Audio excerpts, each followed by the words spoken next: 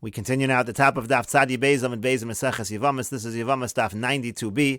The Gemara says, Amar Rav, Rav says, Minayin shein Kiddushin Tofsin bi Yevama. How do we know that Kiddushin does not take effect by a Yevama? Meaning, if a Yevama marries Lashuk, she doesn't marry the brother-in-law as she is supposed to. Instead, she marries somebody else. How do we know that in that situation the Kiddushin will not take effect? Shenemar, like the pasuk says, Lo siya eishes hameis hachutza leish zar. It says that the eishes hameis can't marry to the outside, and that's normally taken as a regular lav, but we understand that to mean lo teiba havoya lazar. The pasuk means there's not even going to be any havoya, meaning to say it's not going to be an effective kedushin to the ish zar, to the person who's not the yavam. And the Gemara continues with Shmuel Amar, and Shmuel says, Ba'an Yuseinu, in our poverty, tzricha get. We need to require her to get a get from this person that she married. Rashi over here says, Ba'an Yuseinu, mitoch aniyus datenu, meaning we have a poverty of knowledge. We don't know what the halach is. Shein anu yodim perish hamikra. We don't know how to explain the pasuk, and therefore maybe this marriage, this kiddushin really does take effect, and therefore she requires a get. And the Gemara explains, Mesaf galei l'Shmuel. It was a suffix to Shmuel. He was in doubt. Hai losia eishes hameis. What is this pasuk? Losia eishes hameis mean? Ila lav hudasa, does it simply mean that it's a negative commandment, it's a lav? Or idalo tafsi but kedushin hudasa? Or is it like Rav said, that there's no kedushin at all? And so therefore again, since we're not sure, she requires a get misafik. And the Gemara continues, Amar le Rav Mori Baruchel Rav Ashi. Rav Mori Baruchel said to Rav Ashi, Hachi Amar Ameimar, this is what Ameimar says, Halacha kivasi de Shmuel. The halacha is like Shmuel, there's a legitimate suffix over here, it might be a good marriage by a Yevama Lashuk, and therefore she requires a get. And the Gemara continues, Amar Rav Ashi says, Hashto de Amar Ameimar, now that Ameimar has said Hilchasa kivasi de Shmuel, that the halacha is like Shmuel, so the following would be true. Imhaya Yevama Kohen, let's say her brother-in-law is a Kohen, meaning she married Lashuk, and she didn't marry her brother-in-law, the brother-in-law is a Kohen.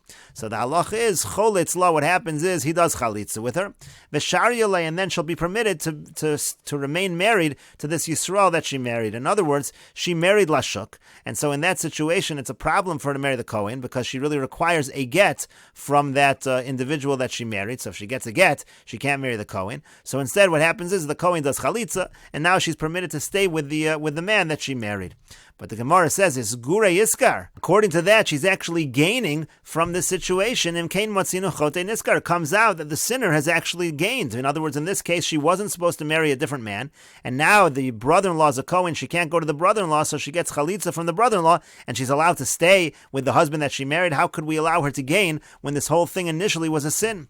And so rather they change it. Ella, rather, what we mean to say is as follows: Imhoya Yevama Yisrael. Let's say her brother-in-law is a Yisrael. So then what you do is as follows: Nosein Lasheni get, that second man, the person that she married Lashuk, that person that she married gives her a get, V'hotrolo, and now she'll be permitted. She can actually do Yibam with her brother-in-law, the Yisrael. And Rashi over here explains, Imhoya Yevama Kohen. Again, we said if her Yavam was a Kohen, V'zu Nisas Lashuk Beit Echad. In other words, she married somebody else based on the testimony of one aid. O B'shnei Eidim Shamru La Meis Balech V'achach Meis Benech. Or maybe there were two Eidim that said that first your husband died and then your son died, so therefore there's no Chiyuv of Yibam. And then she found out that there is a Chiyuv of Yibam.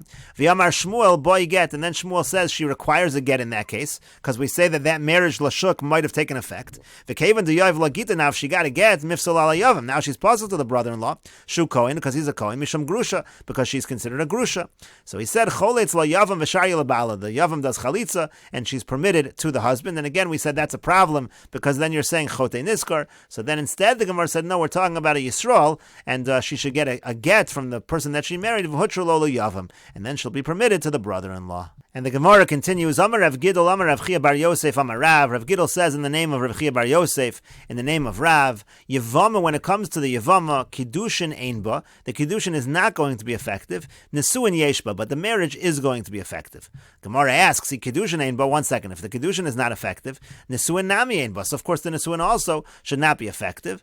And so the Gemara says, Eimo Kiddushin Vinisuin Einba, rather what we mean to say is, Kiddushin and Nisuin, neither of them are going to be effective. Rashi over here says, Nisuin Yeshba, the marriage works. Kasal Kadaitach Le'inyan get. Right now we think we're talking about a situation of whether she requires a get. Dim Nisis Lazar, the case that she's a Yevama, she should have done Yibam, but instead she married someone else. So in that case, Shamru Lameis Balech V'achagach Benech. In other words, they said your husband died first and then your son died. She thought she didn't need to do Yibam for that reason, so she married a Zar. Then we find out really she needed to do Yibam. So Tzricha get, so she requires a get. So right now we think that's what we're talking about over here. And we mean to say, Nisuin Yeshba, the marriage marriage is effective, and that makes that we require a get, but the Kiddushin would not be enough. The Gemara says that doesn't make sense. If the Kiddushin is not effective, why would the Nisuin be effective? And so the Gemara says really what it means is the Kiddushin and the Nisuin are not effective, again, when she marries Lashuk. If you want, I could say another explanation of what Rav means over here. My Nisuin Yeshba. What did Rav mean to say when he said there's no Kiddushin but there is Nisuin? It means biznus. Let's say we have a situation of znus.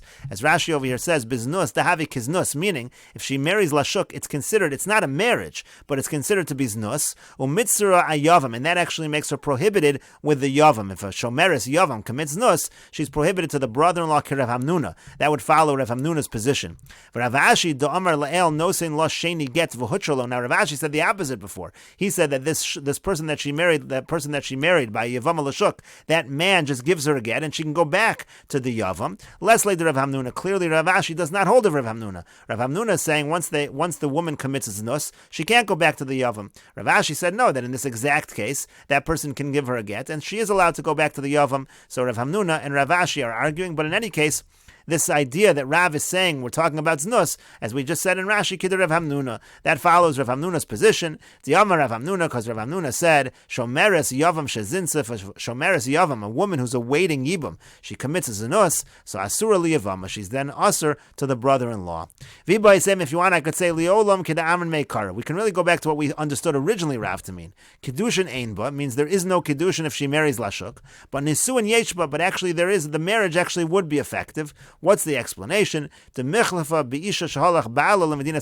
the case could get confused with the case of a woman whose husband went Lemedinas Hayam. And Rashi over here explains, Kedamer Meikara, meaning, Nisuin Yeshba Inyan Get, means to say if she marries somebody else when she should have done Yibam, she actually would require a get, the Nisuin would take effect. But not because the Kiddushin are effective. That has nothing to do with it.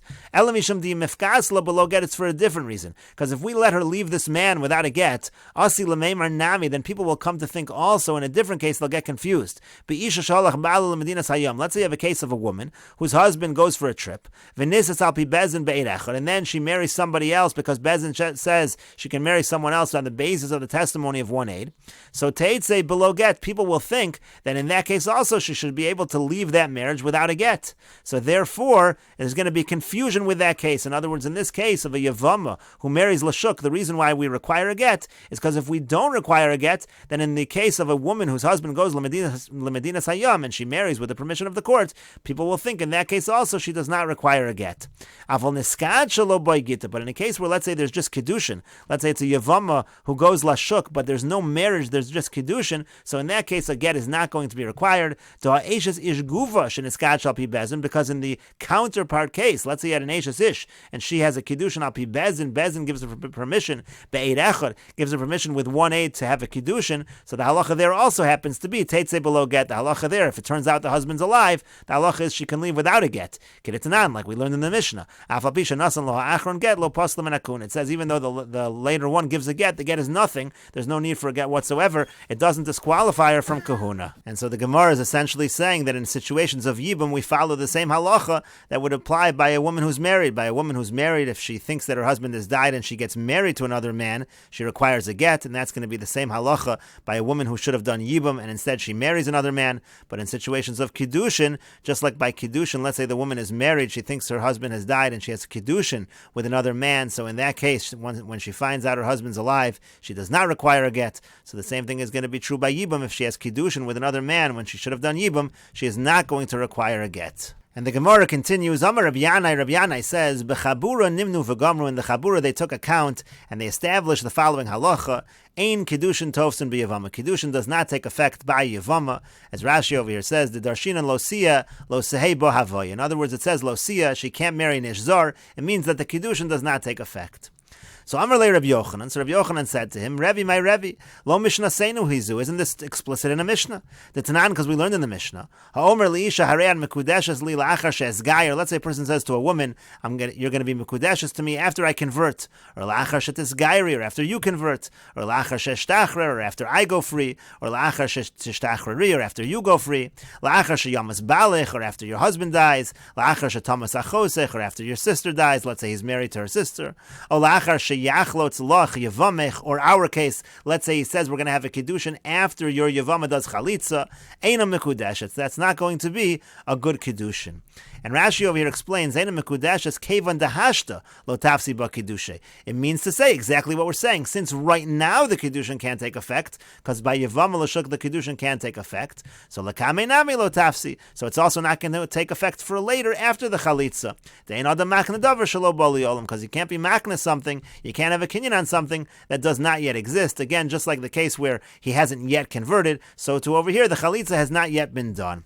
So Amar Lei, so he said back to him, if not for the fact that I lifted up the shard, mimashkachas marganisa to say, would you have been able to find the pearl underneath? In other words, your understanding of the Mishnah is only based on the fact that we just said this halacha, that Kiddushin does not work by Yevama. As Rashi over here says, mimashkachas marganisa, lo havis masak adaitach. If I wouldn't have told you that Kiddushin is not tofis by Yevama, it wouldn't have occurred to you to understand the Mishnah that way. The time of Mishum de lo tafsi ba Kiddushay hashtahu, that the reason of the Mishnah is because since the Kiddushin doesn't work now, that's why it doesn't work for later after the Chalitza either. You wouldn't have necessarily understood that. Maybe on the contrary, the Mishnah means that even if the Kiddushin could have taken effect now, but if you're trying to make it take effect for later, you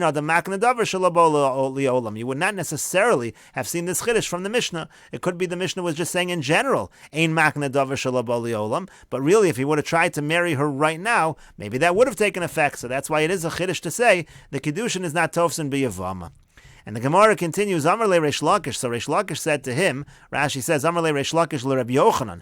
Reish Lakish said to Rabbi Yochanan, Ilav de kilsoch gavra rabba, if not for the fact that a great man praised you, Hava amino lochana, I would have said to you as follows, Masnizin Rabbi Akiva, that really, the pshat in the Mishnah is that this Mishnah follows Rabbi Akiva, to Amar ein Kiddushin tovsin b'chayvei lavin, who says that Kiddushin don't take effect by chayvei lavin. In other words, it could very well be that this Mishnah is not a proof to what we're saying, because maybe this Mishnah just follows the Tana Rabbi Akiva. Rabbi Akiva happens to hold that Kiddushin does not work by chayvei lavin, but that would have nothing to do with what we were trying to paskin, not necessarily in accordance with Rabbi Akiva, learning out from the pasuk that there's no havaya, that there's no Kiddushin, that Kiddushin is not tofis by Yevama. But the Gemara continues 1 second, vi Rabbi Akiva, but if you're saying the Mishnah is Rabbi Akiva, ki amar lo la'achar sheyachlotz loch Yevamech litvasi ba Kiddushay, but 1 second, then after, if he would say, phrase it in that manner and say, after the Chalitza, then I want the Kiddushin to take place, that actually should work. Dashamina leila Rabbi Akiva, because it happens to be that Rabbi Akiva holds, we have heard that Rabbi Akiva holds, to Amar, that he says, Adam makne davar shelo bo liolam. He says that even something that doesn't yet exist, a person can be makne, can create a kinyan with such an item. So therefore, saying that Mishnah's Rabbi Akiva isn't going to help you, because even if Rabbi Akiva says the Kiddushin wouldn't work now, because Kiddushin is not tofes by chayvei lavin, but it would work for later after the Chalitza. The Tanan, as we learned in the Mishnah again regarding Rabbi Akiva's opinion about davar shelo bo liolam, and we'll continue with this discussion in the next video on Daf Tzadi Gimel Amud Aleph.